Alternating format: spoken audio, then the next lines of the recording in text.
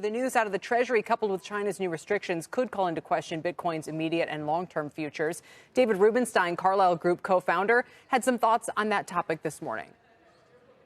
I think it's here to stay. Cryptocurrency is not going away, just like gold is not going away. So yes, it had its ups and downs, and yesterday was not a good day for it. But that's true of anything that is relatively new. And I don't think you're going to see anything like crypto going away and disappearing. It's here, and it's here because people in the market want something other than just the traditional currencies that we've had. And whether that's right or wrong, it's clearly something that the market wants.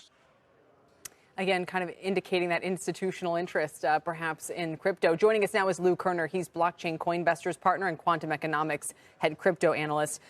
Lou, you're super bullish on Bitcoin, so I assume you think this is a buying opportunity. But what would you say tactically about the price action and the retail versus the institutional demand and all the rest of it? Yeah, Kelly, I tend to take a longer term view of things. I really am looking out 10 years and think that, Bitcoin will be at least $1 million in 10 years. And I'm pretty sure that it's going to get there by going up and down and up and down and up and down in very wild swings, because that's what it does. I think we had 6 downswings of about, more than 30% in the 2017 bull market. So if you've been in Bitcoin a while, you've seen this again and again and again. Although I saw your stat about $1 million, Lou, and I was just trying to do some quick math. I mean, you're talking about maybe $25 trillion market cap for Bitcoin if it were ever worth that much. And the whole S&P 500 is only worth like $35 trillion. So basically money would have to come out of either the entire S&P 500 or the equivalent size of the whole U.S. economy in order for Bitcoin and all go into Bitcoin. I mean, is there enough liquidity to support prices anything close to those levels, let alone where we are now?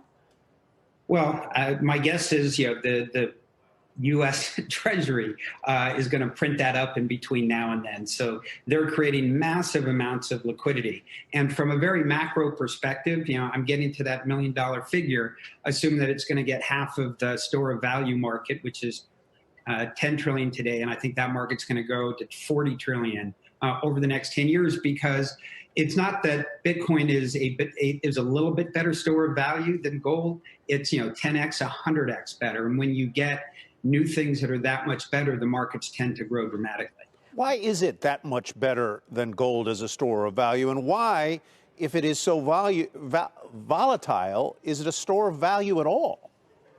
That's a fair question about the volatility. If you look in, to minute by minute, day by day, it's tremendously volatile. If you look at it and you telescope out, over any 2 to 3 year period, nobody's ever lost Bitcoin who's held on to it for more than 3 years. So if you telescope out, it's actually not volatile. It really goes in one direction, and that's up. And I apologize. What was the other question? No, that was it. I mean, that was basically my question. I suppose another question I have would be for a retail investor, and retail investors are very interested in this. I just got off a phone call with a very educated business school professor who asked me, what about Bitcoin? And I fumbled around with my answer. If I were interested in investing in it, what percentage of my portfolio is a fair and safe amount to put in it if I'm an ordinary mid-career individual family person? Sure. Well, I think that depends on what your risk tolerance is. There's still risk in Bitcoin. I'm not here saying that it's not risk, but it's a massive asymmetric bet. In other words, I think it can go up 25x in the next 10 years, and the most can go down is 1x. So it's the greatest asymmetric bet I've seen in my lifetime. Is it for money you don't care about losing? Or is it for money that is kind of your flyer money, your mad money, as Jim Cramer might call it? Well, I think it depends on who you are. I think if you're very risk averse, having 1% in is probably a good amount. And if you're more aggressive, having 10% in, I think would probably be a lot. For people who don't really understand it so much, for people like myself who have very deep conviction about it, I have more than 50% of my wealth tied up.